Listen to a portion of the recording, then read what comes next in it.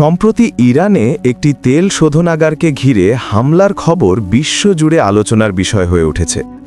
অনেক প্রতিবেদনে বলা হচ্ছে হামলার পর আকাশে ঘন কালো ধোঁয়া ছড়িয়ে পড়েছে এবং কিছু এলাকায় অস্বাভাবিক রঙের বৃষ্টির কথাও শোনা যাচ্ছে। এই ধরনের ভিডিওগুলি পেতে আমাদের চ্যানেলটিতে সাবস্ক্রাইব করে রাখুন। এই ধরনের ঘটনাকে অনেক সময় মানুষ কালো বৃষ্টি বলে উল্লেখ করে। প্রশ্ন হলো, এমন ঘটনা আসলে কিভাবে ঘটে? তেল স্থাপনায় বড় আগুন লাগলে আকাশে যে ধোঁয়া ওঠে তা কি সত্যিই বৃষ্টির সাথে মিশে মাটিতে পড়তে পারে? আজকের ভিডিওতে আমরা দেখব তেল স্থাপনায় বড় আগুন লাগলে পরিবেশে কি ঘটে, সেই ধোঁয়া ও দূষণ কিভাবে বৃষ্টির সাথে মিশতে পারে এবং এর ফলে মানুষের স্বাস্থ্য, কৃষি এবং অর্থনীতিতে কী ধরনের প্রভাব পড়তে পারে। তেল শোধনাগার হলো এমন একটি শিল্প এলাকা যেখানে অপরিশোধিত তেলকে বিভিন্ন জ্বালানিতে রূপান্তর করা হয়। এখানে প্রচুর দাহ্য পদার্থ, রাসায়নিক এবং গ্যাস থাকে।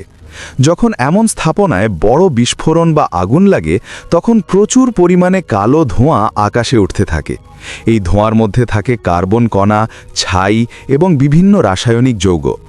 যদি আগুন দীর্ঘ সময় ধরে জ্বলতে থাকে তাহলে এই ধোঁয়া বাতাসের মাধ্যমে অনেক দূর পর্যন্ত ছড়িয়ে পড়তে পারে। অনেক সময় বড় আগুন বা শিল্প দূষণের পর যে কালো কণা আকাশে ছড়িয়ে পড়ে তা মেঘের সাথে মিশে যেতে পারে। যখন বৃষ্টি হয় তখন সেই দূষিত কণাগুলো বৃষ্টির পানির সাথে নিচে নেমে আসে। এর ফলে বৃষ্টির পানি কখনো গাঢ় বা ময়লা রঙের দেখাতে পারে। এই ঘটনাকে সাধারণ ভাষায় মানুষ কালো বৃষ্টি বলে। ইতিহাসে বড় শিল্প দুর্ঘটনা বা বড় অগ্নিকাণ্ডের পর এমন ঘটনা মাঝে মাঝে দেখা গেছে।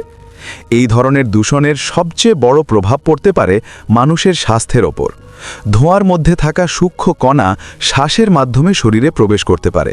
এর ফলে শ্বাসকষ্ট, চোখে জ্বালা বা ফুসফুসের সমস্যার ঝুঁকি বাড়তে পারে। বিশেষ করে শিশু, বৃদ্ধ এবং আগে থেকে শ্বাসজনিত রোগে আক্রান্ত মানুষের জন্য এটি বেশি ঝুঁকিপূর্ণ হতে পারে। তাই বড় শিল্প আগুনের পর অনেক সময় কর্তৃপক্ষ মানুষকে বাইরে কম বেরোবার পরামর্শ দেয়। দূষিত কণা বৃষ্টির সাথে মাটিতে পড়লে তা মাটি ও পানির ওপরও প্রভাব ফেলতে পারে। কৃষি জমিতে পড়লে ফসলের ওপর নেতিবাচক প্রভাব পড়তে পারে। একইভাবে নদী বা জলাশয়ে গেলে পানির গুণগত মানও ক্ষতিগ্রস্ত হতে পারে। তবে এর প্রভাব কতটা বড় হবে তা নির্ভর করে আগুনের পরিমাণ, ধোঁয়ার ঘনত্ব এবং কত দিন ধরে দূষণ ছড়ায় তার ওপর।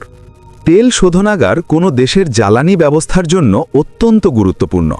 যদি একটি বড় শোধনাগার ক্ষতিগ্রস্ত হয় তাহলে জ্বালানি সরবরাহেও সমস্যা দেখা দিতে পারে। এতে দেশের অর্থনীতি, পরিবহন এবং শিল্প খাতেও প্রভাব পড়তে পারে। বিশ্ববাজারেও তেলের দামের ওপর এর প্রভাব পড়তে পারে, কারণ জ্বালানি সরবরাহ কমে গেলে দাম বাড়তে পারে। তেল স্থাপনায় বড় হামলা বা অগ্নিকাণ্ড শুধু একটি শিল্প দুর্ঘটনা নয়, এর প্রভাব পরিবেশ, মানুষের স্বাস্থ্য এবং অর্থনীতির ওপরও পড়তে পারে।